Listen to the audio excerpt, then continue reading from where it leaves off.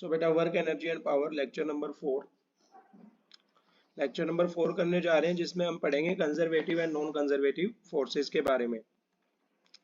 तो conservative and non conservative forces, इसमें हमने कंजर्वेटिव फोर्सेस के बारे में सुना था कि सर हमने पोटेंशियल एनर्जी का फॉर्मूला किया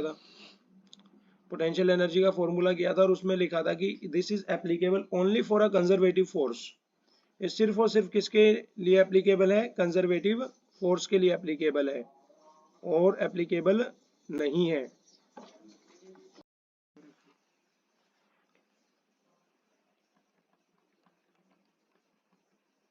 तो कंजर्वेटिव फोर्सेस, सबसे पहले कंजर्वेटिव फोर्सेस की बात करेंगे बेटा। कंजर्वेटिव फोर्सेस आर दोस, ये वो फोर्सेस होते हैं for which work done depends only on initial and final points, जिसके लिए आपका जो वर्क हो रहा है वो वर्क सिर्फ और सिर्फ इनिशियल और फाइनल पॉइंट पे ही डिपेंड करता है।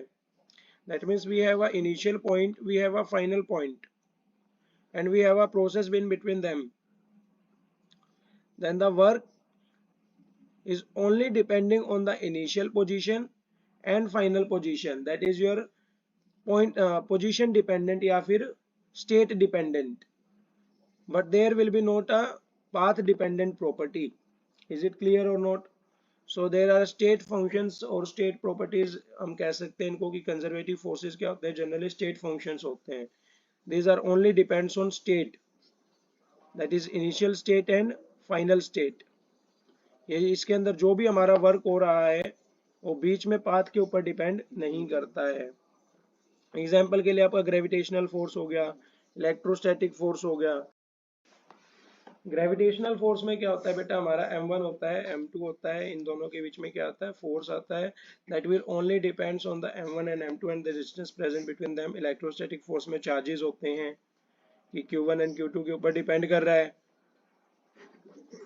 and उनके बीच में डिस्टेंस r है, therefore k q1 q2 by में r square, that is your electrostatic force। दोनों के दोनों फोर्सेस कैसे होते हैं? हमारे कंजर्वेटिव होते हैं, because these are depending on initial and final points only, these will not depend on path taken by the force। या फिर आपके पास कोई पाथ आ रहा है, जैसे यहाँ पे हमारे पास एक इनिशियल स्टेट थी और एक फाइनल स्टेट थी, तो क्या हम फोर्स कैलकुलेट कर सकते हैं सर इस पॉइंट पे? जी नहीं, इस पॉइंट पे हम फोर्स को कैलकुलेट नहीं कर सकते हैं। We can only calculate your force at initial position और final position, and that forces are known as conservative forces.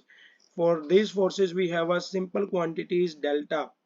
Delta का मतलब यहाँ पे अब आपके पास क्या आएगा? चेंज आएगा, लार्ज चेंज, क्योंकि फाइनल में से इनिशियल को हम क्या करेंगे? सब्ट्रैक्ट करेंगे। अगर हमें छोटी क्वांटिटी निकालनी होती है तो छोटी के लिए हम क्या लेते हैं? एक स्मॉल एलिमेंट लेते हैं df और उसको क्या कर देते हैं? इंटीग्रेट। बट यहाँ पे हमारे पास क्या है? कंजर्वेटिव फोर्सेस, तो ये वाला तो आएगा नहीं सर। यहाँ पे हमारे पास क्या आएगा? Delta, that will be a large change and we will calculate our force by some initial and final points. Is it clear और not? Now non conservative forces. तो नॉन कंजर्वेटिव फोर्सेस बेटा वो फोर्सेस होंगे are those where the work done और the kinetic energy, जहाँ पे आपका work या फिर kinetic energy did depend on other factors, कुछ और फैक्टर्स पे डिपेंड करते हैं, जैसे कि आपकी वेलोसिटी होगी, सच एज द वेलोसिटी, या फिर पाथ टेकन, या फिर उस पाथ के ऊपर डिपेंड करते हैं जो उन्होंने क्या किया है? पर्टिकुलरली लिया है by the object. So example के लिए हमारे पास फ्रिक्शनल फोर्स हो सकता है। एक आदमी है, आदमी कौन है ये? मंगल सिंह। तो मंगल सिंह चल रहा है, तो ये उसका पाथ है। अगर कंजर्वेटिव फोर्सेज होता तो मंगल सिंह उठ के यहाँ आ चुका है, मंगल सिंह यहाँ उठ के आ चुका है, तो that is it's final position, that is it's initial position. Final में से इनिशियल सब्ट्रैक्ट करेंगे, that will be our force और वर्क डन और काइनेटिक एनर्जी। लेकिन आपका जो नॉन कंजर्वेटिव फोर्स होता है, नॉन कंजर्वेटिव फोर्स कौन सा? फ्रिक्शनल फोर्स, कि जैसे ये चलेगा तो पीछे की तरफ कौन सा फोर्स लगेगा? Frictional force. इसकी वैल्यू हर पॉइंट पे आएगी। दैट मीन्स अगर ये मंगल सिंह यहाँ पे आ गया है तो भी इसकी कौन सी वैल्यू आएगी? फ्रिक्शनल फोर्स की वैल्यू आएगी, because frictional force is non conservative. It does not depend on initial and final position, it depends on every point of the path you have choose. Is it clear और not? तो आपका frictional force कैसा होता है? Non conservative होता है। इसको हम डायग्रामेटिक वे में और भी अच्छे तरीके से समझ सकते हैं। डायग्रामेटिक वे में कैसे sir? If the force present is conservative, अगर आपका ये जो फोर्स प्रेजेंट है यहाँ पे, अगर ये कंजर्वेटिव है in nature, then the work in both the paths will be same. अब यहाँ पे ध्यान से देखो, एक तो यहाँ से यहाँ जा रहा है और एक यहाँ से ऐसे जा रहा है।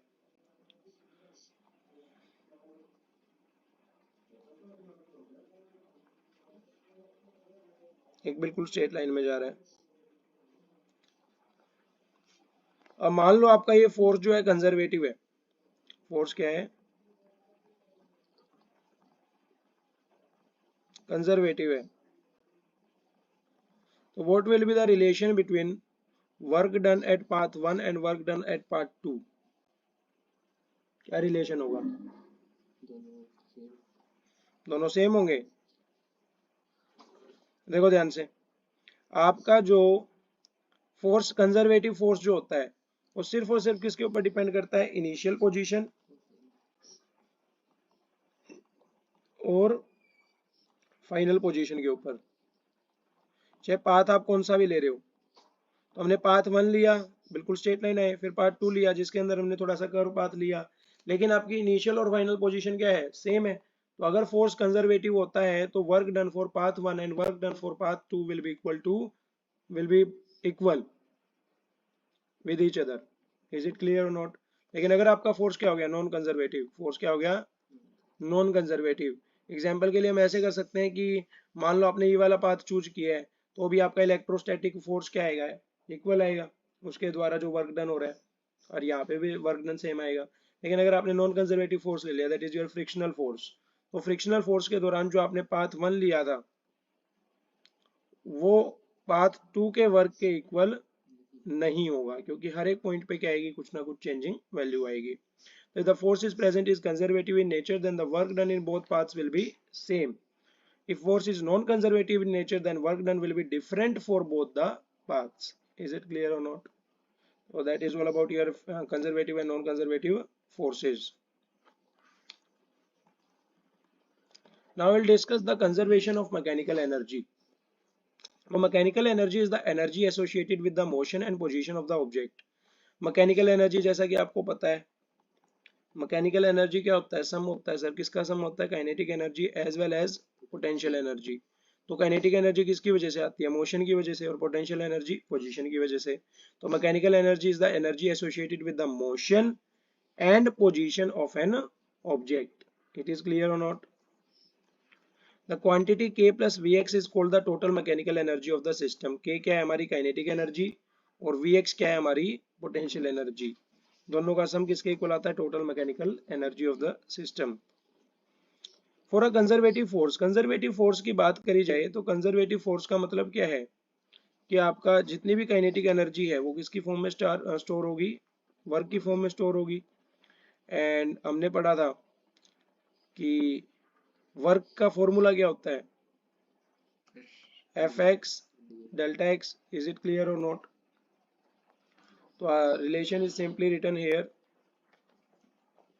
इसको हम ऐसे भी कर सकते हैं कि कंजर्वेटिव फोर्स तो आपका कांस्टेंट होगा, तो change in kinetic energy will be equals to change in work, and work का फॉर्मूला क्या है? F X D X. तो एफ तो आपका कांस्टेंट है, चेंज किसके अंदर आएगा फिर? एक्स के अंदर, that is F delta x. Clear है? और एक्स यहाँ पे वेरिएशन के साथ आ गया, वेरिएबल फोर्स।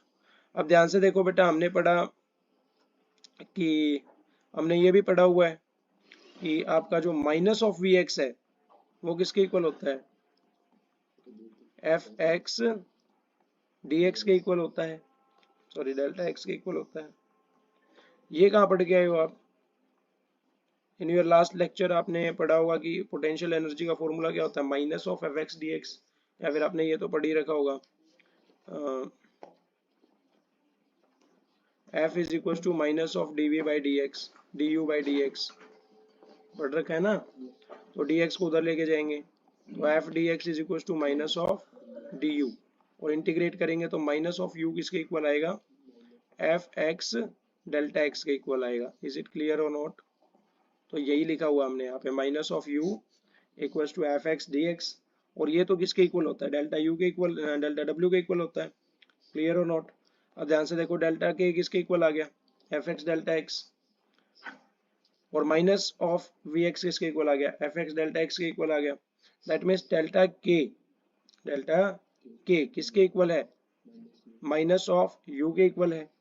कि डेल्टा, यहाँ से हम एक रिलेशन निकाल सकते हैं कि डेल्टा के is equal to F X delta X, और minus of V X is equal to F X delta X. Minus को उधर ले जाते हैं, किस्सा ही खत्म करते हैं। क्लियर है? तो सेम क्वांटिटी, इसको सेम क्वांटिटी यहाँ पे एफ एक्स डेल्टा एक्स किसके इक्वल है, डेल्टा के इक्वल है, इसको यहाँ पे पुट कर देते हैं। तो V X is equal to minus of delta के। इज इट क्लियर और नॉट? तो वी एक्स का मतलब भी क्या होता है, डेल्टा वी ही होता है, ठीक है। अब मैकेनिकल एनर्जी क्या थी आपकी, के प्लस वी एक्स थी, के प्लस वी एक्स, लेकिन वी एक्स तो किसके इक्वल है, माइनस ऑफ डेल्टा के इक्वल है। तो के में से के को सब्ट्रैक्ट करेंगे तो कितना आ जाएगा, जीरो आ जाएगा। कितना आ जाएगा, जीरो। और ये सारी की सारी कहानी कब हो रही है, जब हमारे पास कौन सा फोर्स है, conservative force. Is it clear और नॉट? अगर नॉन कंजर्वेटिव होती तो ऐसा नहीं होता, वहां पे हमारे पास स्मॉल एलिमेंट आता, that is your D X and D U. Clear है? यहाँ पे हमारे पास क्या आ रहा है, delta X, delta W, delta K. This implies delta K plus V is equal to zero. ये डेल्टा के प्लस वी किसके इक्वल होगा, जीरो के इक्वल होगा। ऐसा क्यों आया, क्योंकि वी हमारा किसके इक्वल आया, माइनस ऑफ के इक्वल आया। इज इट क्लियर और not? Now individually the kinetic energy k and the potential energy vx may vary from point to point। अब काइनेटिक एनर्जी k हो या फिर पोटेंशियल एनर्जी vx हो, वो क्या कर सकती है, चेंज कर सकती है पॉइंट टू पॉइंट, लेकिन उनका सम हमेशा क्या रहेगा, कांस्टेंट। कि मान लो यहाँ पे आपकी काइनेटिक एनर्जी कितनी है, 4 है, और पोटेंशियल एनर्जी कितनी है, 5 है, तो मैकेनिकल एनर्जी कितनी आएगी, 9 आएगी। अब मान लो यहाँ पे मैकेनिकल काइनेटिक एनर्जी कितनी आ गई, 5 आ गई, तो पोटेंशियल एनर्जी कितनी आएगी, 4। ऐसा क्यों, क्योंकि सम हमेशा क्या रहना है, कांस्टेंट। इज इट क्लियर और नॉट? तो काइनेटिक एनर्जी तो बदली ना, काइनेटिक एनर्जी क्या हो गई, चेंज हो गई, पोटेंशियल एनर्जी भी चेंज हो गई फिर, और लेकिन और दोनों का सम हमेशा क्या रहेगा, कांस्टेंट। क्लियर? कंजर्वेटिव फोर्स, तो अब force F X is conservative. एक फोर्स एफ एक्स कंजर्वेटिव कब होगा, if it can be drive from a scalar quantity. अगर हम इसको ड्राइव कर सकते हैं किससे, एक स्केलर क्वांटिटी से। स्केलर क्वांटिटी कौन सी, वी एक्स। वी एक्स आपकी क्या है, potential energy. By the relation, इस रिलेशन से, that is your F X is equal to minus of D U by में डी एक्स। क्लियर है? तो ये रिलेशन हम पढ़ चुके हैं आपके लास्ट लेक्चर में about the potential energy. The work done by the conservative force depends only the end points। तो वर्क डन सिर्फ और सिर्फ किसके ऊपर डिपेंड करेगा, एंड पॉइंट्स पे। क्या तो इनिशियल पॉइंट या फिर final point. A third definition states that the work done by this force in a closed path is zero। तो इसकी एक और डेफिनेशन दे सकते हैं हम कंजर्वेटिव फोर्सेस की, कि मान लो एक क्लोज पाथ है, क्लोज पाथ है तो जितनी इनिशियल, जो इनिशियल स्टेट थी वही आपकी कौन सी हो गई, फाइनल स्टेट। तो फाइनल में से इनिशियल को सब्ट्रैक्ट करेंगे तो हमारे पास क्या आ जाएगा, जीरो। तो work done for a close curve will be equal to zero. ऐसा जरूरी नहीं है कि सर्कल में ही हो, ये ऐसा भी हो सकता है। क्लियर है? यहाँ पे इनिशियल और फाइनल क्या आ रही है, सेम आ रही है, then there work done will be zero. The total mechanical energy of a system is conserved if the forces, total mechanical energy भी क्या हो जाएगी, कंजर्व हो जाएगी, अगर आपके फोर्सेस कैसे हैं, कंजर्वेटिव है। डूइंग वर्क ऑन इट, और इसके ऊपर जो वर्क किया जा रहा है वो भी कैसा हो जाएगा, कंजर्व हो जाएगा, और कंजर्वेटिव। आ गया समझ में? तो ये देखो यहाँ पे हमारे पास एक डायग्रामेटिक रिप्रेजेंटेशन भी है। In this your highest position is, highest position आपके पास एच आ रही है, एच हाइट के ऊपर आ रही है। तो एच हाइट के ऊपर आ रही है, एच हाइट के ऊपर पोटेंशियल एनर्जी कितनी होगी, M G H. M G H होती है बेटा, कितनी होती है, M G H, that is your formula of potential energy. Mass कितना है इसका, 2 है, जी, और मैक्सिमम हाइट कितनी आ रही है, एच। और जब सबसे ऊपर जाके आपकी जो वेलोसिटी है वो कितनी हो जाती है, जीरो। ये हाईएस्ट पोजीशन पे आ चुका है, हाईएस्ट पे अब आगे तो जा नहीं सकता, तो therefore velocity will be equal to zero and kinetic energy will also be equal to zero. अब ये लोवेस्ट पोजीशन पे आ गया, लोवेस्ट पोजीशन पे हाइट कितनी हो जाएगी, जीरो। हाइट को जीरो पुट करो, पोटेंशियल एनर्जी कितनी आई, दैट इज योर रेफरेंस। और काइनेटिक एनर्जी क्या होगी, मैक्सिमम होगी, दैट इज पोटेंशियल एनर्जी की 1/2, रूट पोटेंशियल एनर्जी भी लिख सकते हैं। और इन बिटवीन आपके पास काइनेटिक एनर्जी भी होगी और पोटेंशियल एनर्जी भी होगी। अब बात ये है कि इन सारों पे फोर्सेस कैसे हैं आपके, conservative.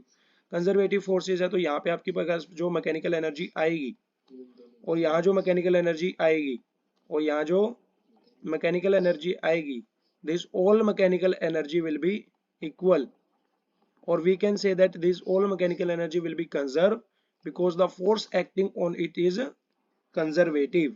It is clear or not? So that is all about our conservative force.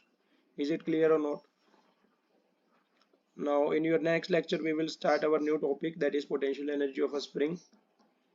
During till you have to cover all your concepts with your NCERT questions. Clear?